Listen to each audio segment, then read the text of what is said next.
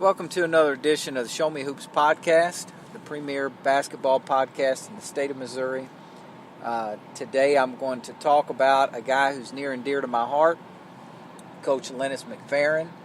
And the title of this discussion is going to be Enough Pressure Will Bust a Steel Pipe, because that's something that Coach Mack used to always say to me. I did another series about Ronnie Cookson, a longtime legendary coach at Scott County Central High School. Coach Cookson was actually my coach grades 7 through 11. He retired at the end of my junior year.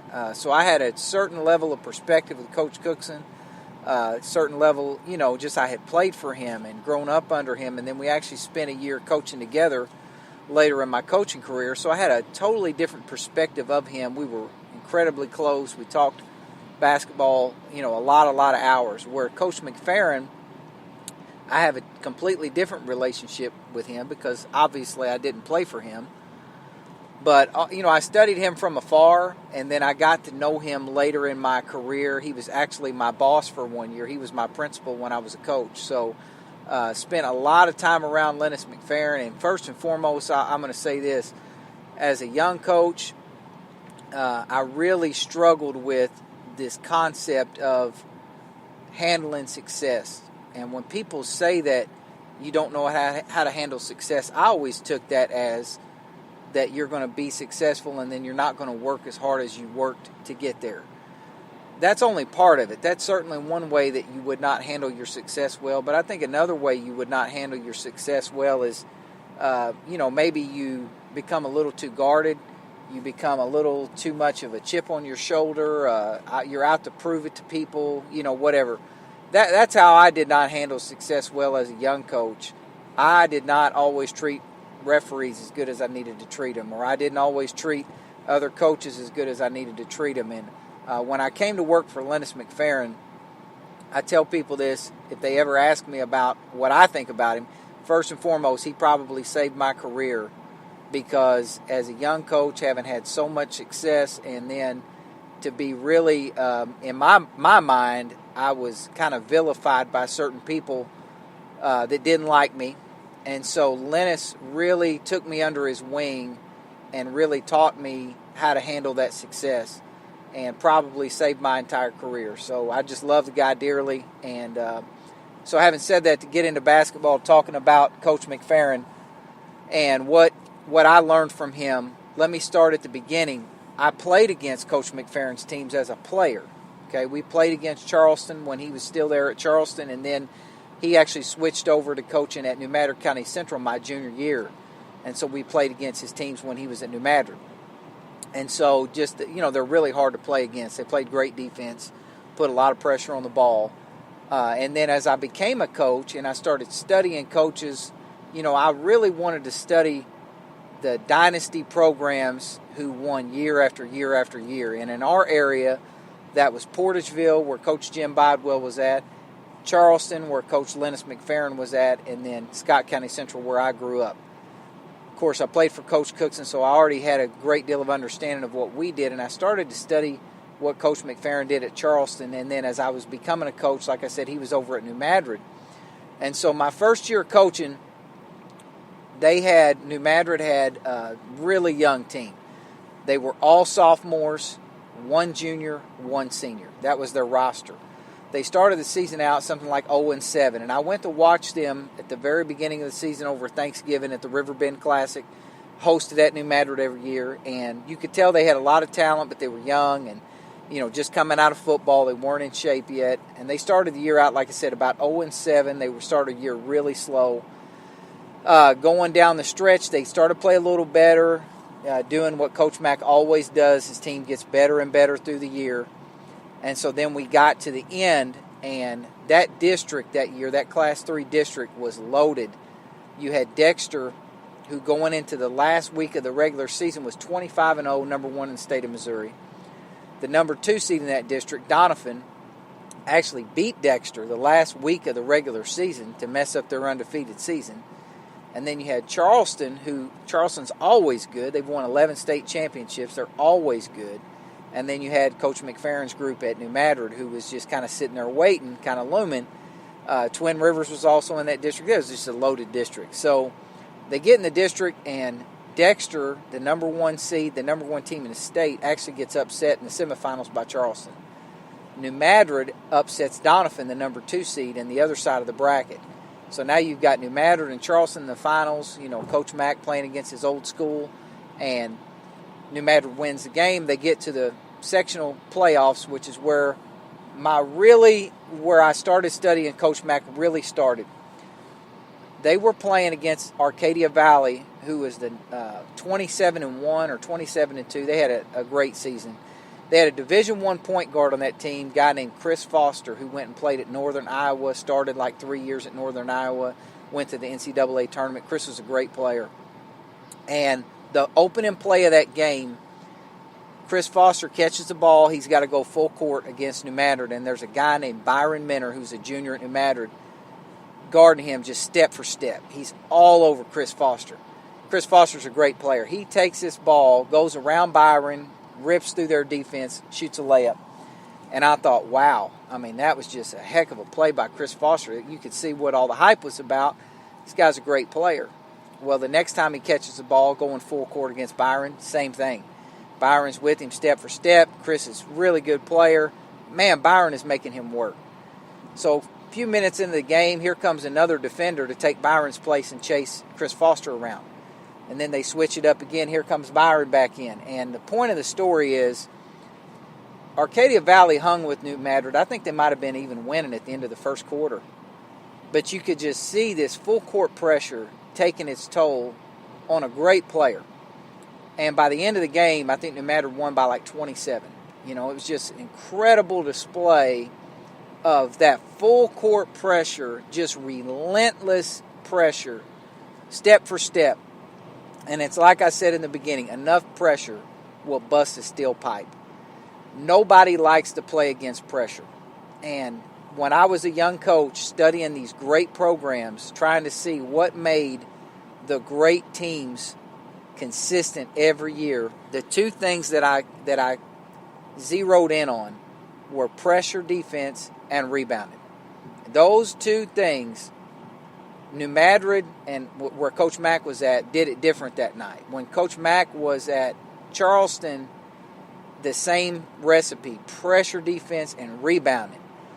When Coach Cookson was at Scott County Central, he did it with zone pressure, a little bit different approach, but it was the same recipes. It was pressure and rebounding.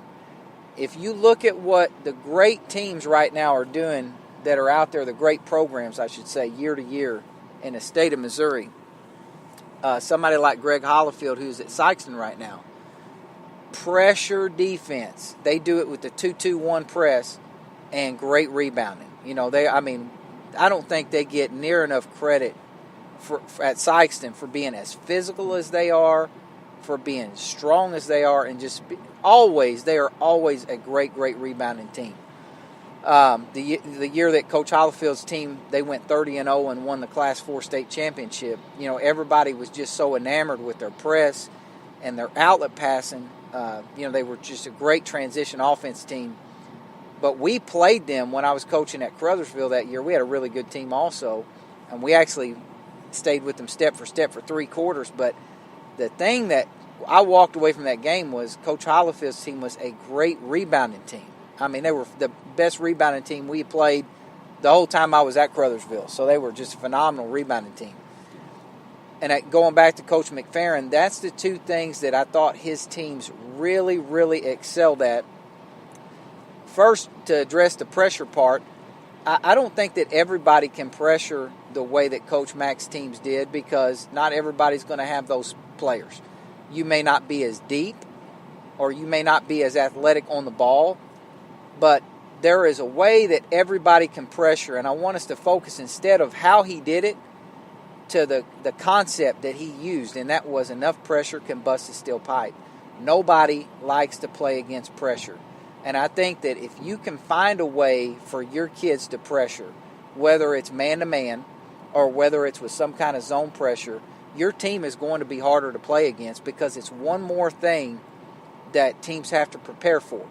I think the key to applying that pressure is, again, look at your personnel and ask yourself these two questions. One, how can we apply pressure on the ball? And two, how can we do this and not give up easy buckets? Because if you can apply pressure without giving up a lot of easy shots, what you're going to do is create an advantage for your team where, if nothing else, maybe you cause an extra 4 or 5 turnovers a game. That's 4 or 5 less possessions that you have to guard. Or potentially, say you force 10 points off of turnovers and you only give up 2. Well, that's one part of the game where you've created a +8 advantage for your basketball team by creating pressure. Instead of, guys, let's just drop back and do it a different way. Again, I think the question you have to ask yourself is, how are we going to apply that pressure? And number 2, how can we apply that pressure in a manner where we're not giving up easy shots, where we're not compromising the back half of our defense, or maybe putting certain players in harm's way for foul trouble, things like that. I think the reason we don't do that is, a lot of times as coaches, we can't get our kids to play hard enough to do it. Coach Mack was a master, just a master of getting guys to play hard enough to put that kind of pressure on the ball. I saw him install that years later when he was my boss at Scott County Central. I asked him to come and help me run a practice and put in some defensive concepts. And Coach McFerren, I'll never forget this, he called the first guy out of line. He said, okay, I want you to come out here. We're going to do one-on-one defensive slides down the sideline. So if you can imagine, I'm just dribbling down the sideline, and you are guarding me perpendicular to me, so you're facing the sideline and just sliding with me down the sideline. And I'm going forwards and backwards, trying to kind of shake you loose, and you're trying to mirror me as we go down the sideline. This is one of Coach McFerren's staple drills, what I call backbone drills. This is something that was just a backbone of his program. And Coach McFerren taught this kid, the first defender in the line, I'll never forget this. He's like, get down, get your butt here, get your hand here, get the other hand here. Okay, now which foot are you stepping out with? Which foot are you pushing off with? And, I mean, just so meticulous in every detail of a defensive stance and what's your first step, which is an important point as a defender, because if you get beat on the first step, sometimes you're just chasing the rest of the way. After he walked the first kid through that, he brought the second kid out, did the exact same thing. He didn't say to the second kid, hey, did you hear what I told the other guy? No, he took the time to break it down in excruciating detail, again with the second kid, again with the third kid, again with the fourth kid. You know, when we come back through the line and now we're switching over offense to defense, he didn't say to that kid, hey, did you hear what I told the guy that was guarding you? I want you to do it the same way. No, he got that kid in a perfect position and made sure he understood exactly what he was doing. I think his attention to detail as a coach in general was part of his genius. But I think especially as it pertains to pressuring the basketball. Because if you're going to be any kind of press team, whether it's a 1-2-2, a 2-2-1, or a man-to-man, whatever, half-court 1-3-1, you have got to have pressure on the basketball. And so it all comes down to, how do you apply pressure one-on-one on the basketball? If you can't do that, and you can't make that ball handler make some bad decisions or obstruct his vision, you're not going to be a pressure team. You're just not. And so think about that today. And I'll do a couple other parts on Lennies McFerren to where I break down some other things that I think he was really good at. But the first thing, if you're talking about Coach Mack, would just be enough pressure, bust his steel pipe. And I would encourage all coaches out there, find that point of pickup for your team, whether it's full court, 3/4 court, half court. But whatever your point of pickup is going to be, find a way to pressure the ball. The further out you can do it, obviously, the better. But challenge your kids to play hard and challenge your kids to put pressure on the ball in a way that you're going to force turnovers. I think if you can do that, and you can get your kids in a mentality of every shot is going to be a miss and we're going to go get that rebound, your team is going to be a lot better, guarantee you, than if you were more passive with your pressure. So that's my thought for today. Thank you for listening. Check out the website, www.justwintoday.com. We've got a lot of coaching articles on there every day. We've got articles on there for teachers also. But a lot of stuff on there for coaches. It updates daily. It updates hourly. If you check it at 8 o'clock in the morning, it's going to look different than it looks at 10 o'clock in the morning. So it's just constantly updating different ideas for coaches, teachers, players, parents. So I appreciate everybody. Appreciate the support.